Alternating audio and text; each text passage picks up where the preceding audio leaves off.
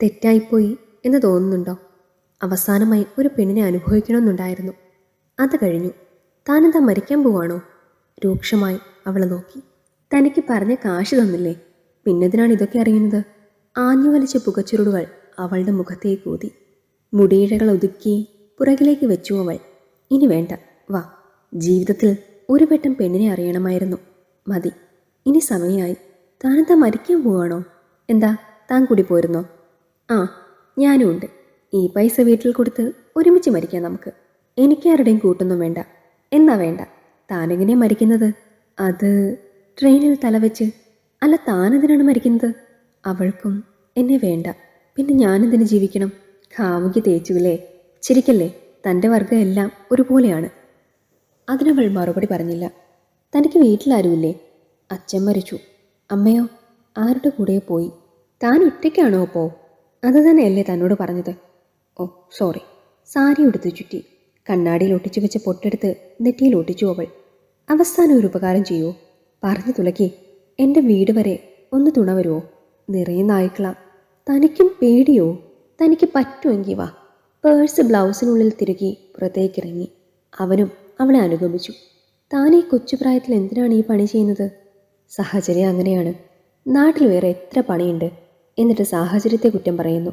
അവളൊന്നും മറുപടി പറഞ്ഞില്ല. കൊച്ചി എന്ന മഹാനഗരത്തിൻ്റെ ചുവറ്റുകുട്ട പോലെ ചേരികൾ. ഒരു ഭാഗത്തെ റോഡും മറുവശത്തെ റെയിലും. കുടിലിൻ്റെ ഓലവാതിലെടുത്തു വെച്ചു. അകത്തിരുട്ട്. വാ. ഞാനില്ല, നീ വേഗം വാ. ഒന്ന് കയറി വാ. ചിമ്മിനി വിളക്ക് കത്തിച്ചു അവൾ. അവർ നല്ല ഉറക്കാണ്. പ്ലാസ്റ്റിക് കൊണ്ട് മെടഞ്ഞ കട്ടിലിൽ 2 മനുഷ്യരൂപങ്ങൾ. അതാരാണ്? എൻ്റെ അമ്മമാർ. തന്നെ എന്താ, രണ്ടാളും കൂടിയാണോ പെറ്റത്? ഒന്ന് എൻ്റെ അമ്മ, പിന്നെ ഇവരെ തന്നെ പോലെ വഴിയിൽ നിന്ന് കിട്ടിയതാണ്. ആരാ ഗൗരി കൂടെ? ആ, ഏതോ ഒരാൾ. പേര് ഗൗരി. ഇത്രയും നേരമായിട്ടും പേര് ചോദിച്ചിരുന്നില്ല. ചിമ്മിനി വിളക്കിൻ്റെ തിരി ഒന്നുകൂടി കയറ്റി. ഇപ്പോൾ കുറച്ചുകൂടി തെളിഞ്ഞു കാണാം. താടിയിലെ കറുത്ത പുള്ളി.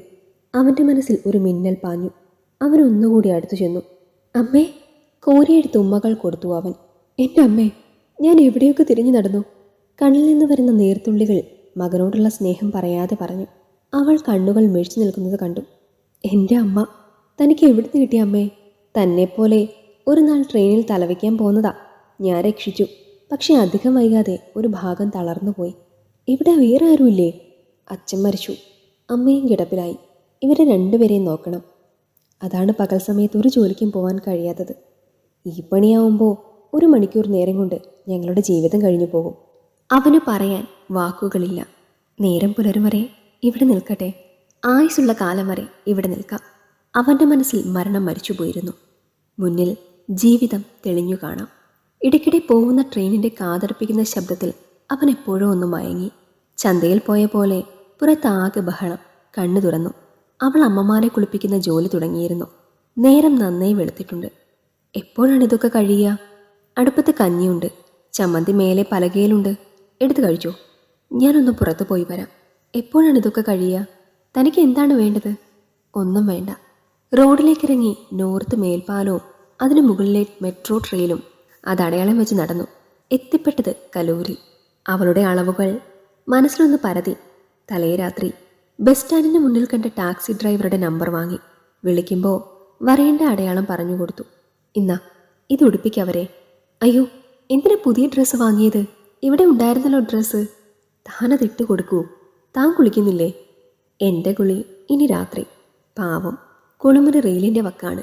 അടുത്ത കവർ അവളുടെ കയ്യിൽ കൊടുത്തു. ഇട്ടു നോക്കൂ, പാകാണോന്ന്. അവളുടെ കണ്ണുകളിൽ പൂർണ്ണചന്ദ്രൻ. ആദ്യമായി ലഭിച്ച സന്തോഷാവാം. സുന്ദരി കുട്ടിയാണല്ലോ. ആ കമൻ്റ് വല്ലാതെ ഇഷ്ടപ്പെട്ടെന്ന് മുഖം പറഞ്ഞു. രസമുണ്ടല്ലേ? നല്ല രസമുണ്ട്. കുടിലിന് മുന്നിൽ വന്നു നിന്നു അംബാസിഡർ. സാധനങ്ങൾ വണ്ടിയിലെടുത്ത് വയ്ക്കേ. അവൻ്റെ അമ്മയുടെ വസ്ത്രം നിറച്ച കവറുമായി അവൾ. അമ്മയെ കൊണ്ടുപോയാ ഞങ്ങൾ രണ്ടാളും ഒറ്റയ്ക്കാവൂട്ടോ. അവൻ ചിരിച്ചു. അമ്മയെ പിറകിലെ സീറ്റിൽ ഒരു സൈഡിൽ ചാരിയിരുത്തി അവളുടെ അമ്മയെ എടുത്തു. എൻ്റെ അമ്മ എന്തിനാണ് കൊണ്ടുപോകുന്നേ? അമ്മയില്ലാതെ പിന്നെ ഞാനെന്തിനാണ് ജീവിക്കുന്നത്? അതിന് താൻ മരിക്കുകയാണെന്ന് പറഞ്ഞല്ലോ. അത് തമാശ പറഞ്ഞതല്ലേ? ആ അമ്മയെ നടുവിലിരുത്തി. താനിങ്ങോട്ട് വാ. എന്ത് ചെയ്യണം, എന്ത് പറയണമെന്നറിയാതെ അവൾ. വാ, വന്നിവിടെ ഇരിക്കൂ. അവൻ പുറകിലെ ഡോർ തുറന്നു കൊടുത്തു. അവൾ അമ്മയെ ചാരിയിരുന്നു. എങ്ങോട്ടാ? ആദ്യം തൊട്ടടുത്ത ക്ഷേത്രം. ഈ നേരത്തോ? താൻ വണ്ടി വിടൂ. ഇടപ്പള്ളി മഹാദേവ ക്ഷേത്രം. വാ, ഇറങ്ങ്. ഇവിടെ എന്താ? ഇറങ്ങി വാ ഗൗരി. അവരുടെ കൈ പിടിച്ചിറക്കി.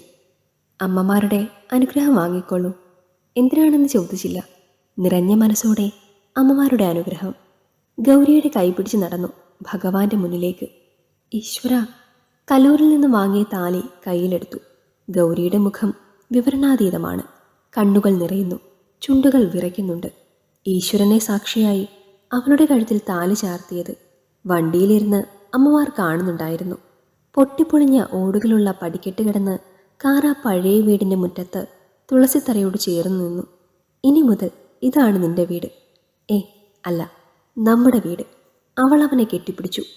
നെഞ്ചിൽ ചേർന്ന് നിന്ന് ഒരു നേരത്തെ കാമദാഹത്തിന് വന്ന പുരുഷന്മാരെ അവൾ ഒരുപാട് കണ്ടിരുന്നു.